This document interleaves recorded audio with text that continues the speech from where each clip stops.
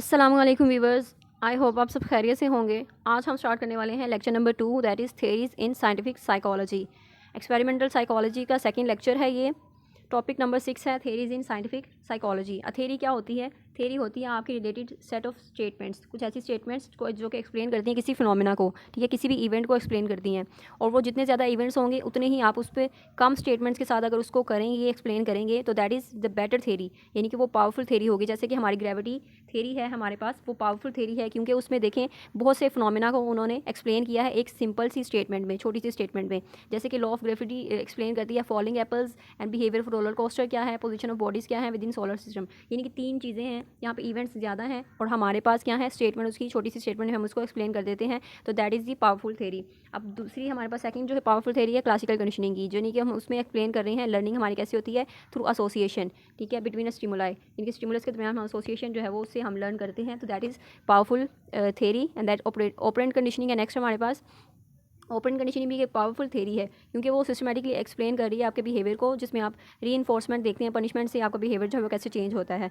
तो ये चीज़ें हैं, तो ये पावरफुल थेरीज हैं हमारे पास। नेक्स्ट है हमारे पास कि मेजर फंक्शंस क्या होते हैं थेरी के। तो थेरी के दो ही फंक्शंस हैं। थेरी जो है वो ऑर्गेनाइज करती है डेटा को एंड देन प्रिडिक्शन करती है on the basis of the data या ऑब्जर्वेशन के बेस पे आप प्रिडिक्शन करते हैं अपनी फ्यूचर की सिचुएशन की, फ्यूचर में जो है सिचुएशन इस तरह होगी। तो ये हमारे पास दो चीज़ें होती हैं थेरी में, एक हम ऑर्गेनाइज करते हैं डेटा को, दूसरा हम उसको प्रिडिक्ट कर रहे होते हैं।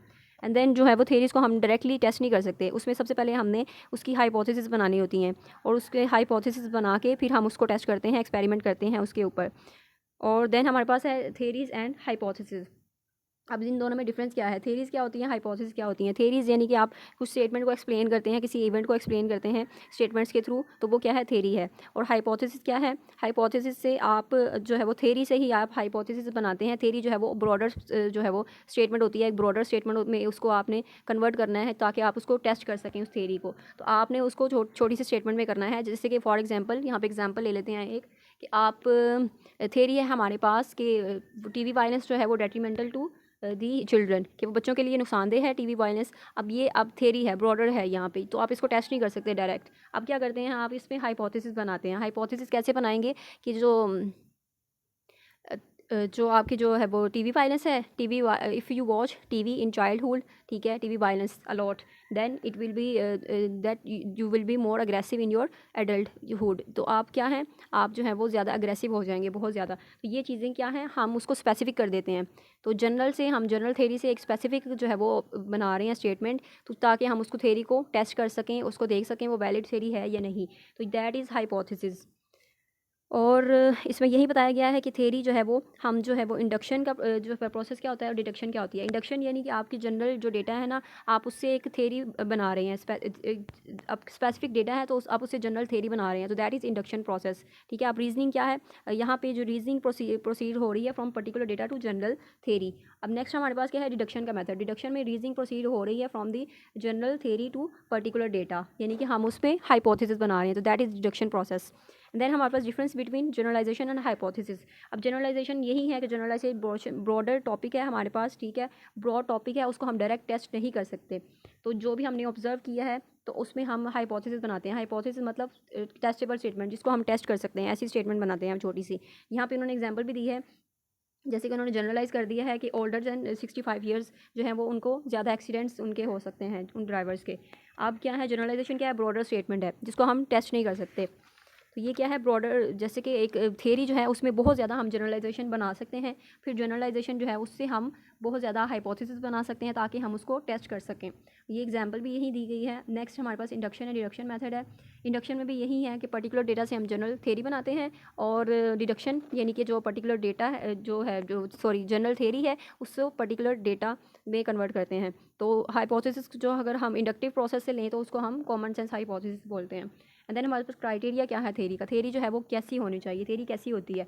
तो थेरी सबसे पहले बेस्ड करती है आपके एविडेंस पे, ठीक है, रीजनिंग प्रोसेस पे। And then it involve statement जो कि आपकी जो कि टर्न करते हैं हम उसको हाइपोथेसिस में, यानी कि थेरी से हम हाइपोथेसिस बना सकते हैं।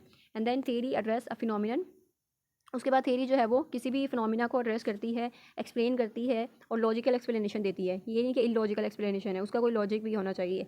फिर सोशल लर्निंग थेरी है हमारे पास। सोशल लर्निंग थेरी में जैसे हम ये देखें स्टेटमेंट कि चिल्ड्रन जो है वो learn a behaviour through process of modelling, यानी कि बच्चे किससे सीखते हैं, ऑब्जर्व करके सीखते हैं दूसरों को कॉपी करते हैं दूसरों को। तो दैट इज़ द जनरलाइजेशन, यानी कि जो थेरी है हमारे पास ये क्या है, जनरलाइज्ड है, ब्रॉडर जो है वो स्टेटमेंट है एक, तो इसको हम डायरेक्ट टेस्ट नहीं कर सकते। तो इसके लिए हम छोटे से वो बनाते हैं, हाइपोथेसिस बनाते हैं। हाइपोथेसिस क्या है कि children observe another person hitting a doll, यानी कि दूसरे जो है वो लोगों को देखते हैं कि वो एक डॉल को हिट कर रहे हैं, तो वो भी वही करेंगे। तो ये हमारे पास है हाइपोथेसिस, यानी कि हम उस थेरी से हाइपोथेसिस बना रहे हैं।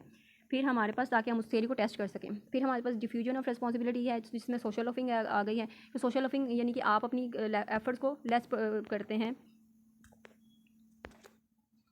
जब आप किसी ग्रुप में काम कर रहे होते हैं तब आपकी जो एफ़र्ट्स हैं वो ज़रा कम हो जाती हैं, तो क्योंकि आपकी जो रिस्पॉन्सिबिलिटी है वो डिफ्यूज़ हो जाती है। तो आप समझते हैं जी दूसरा कर लेगा या वो कर लेगा या वो कर लेगी, मैं ज़रा टायर्ड हूँ, मैं ज़रा थोड़ा ही करूँ, तो वो क्या है, आपकी रिस्पॉन्सिबिलिटी डिफ्यूज़ होगी उसमें। तो दैट इज़ सोशल लॉफिंग। तो ये कॉन्सेप्ट दिया था, ये थेरी दी थी एक लाटे ने स्टडी की थी कि सोशल लॉफिंग में एग्जाम्पल जो है वो interesting problem can be brought into laboratory setting, यानी कि हम उसको लैब में जाके स्टडी कर सकते हैं। Theory organise and predict data, ऊपर भी हमें एक पढ़ी है कि थेरी के फंक्शंस क्या होते हैं, कि थेरी जो है वो ऑर्गेनाइज करती है डेटा को और प्रिडिक्शन उसकी बेस पे बनाती है। तो यहाँ पे डिडक्शन इंडक्शन मेथड को यहाँ पे एक्सप्लेन किया गया है। एक यहाँ पे उन्होंने फिगर बनाया है, सर्कुलर रिलेशनशिप बताया है उसका क्या है। जैसे कि डेटा है ना हमारे पास पर्टिकुलर डेटा, उसको हम जनरल बनाएं ना, जनरल थेरी उससे बनाएं, तो वो क्या इंडक्शन है।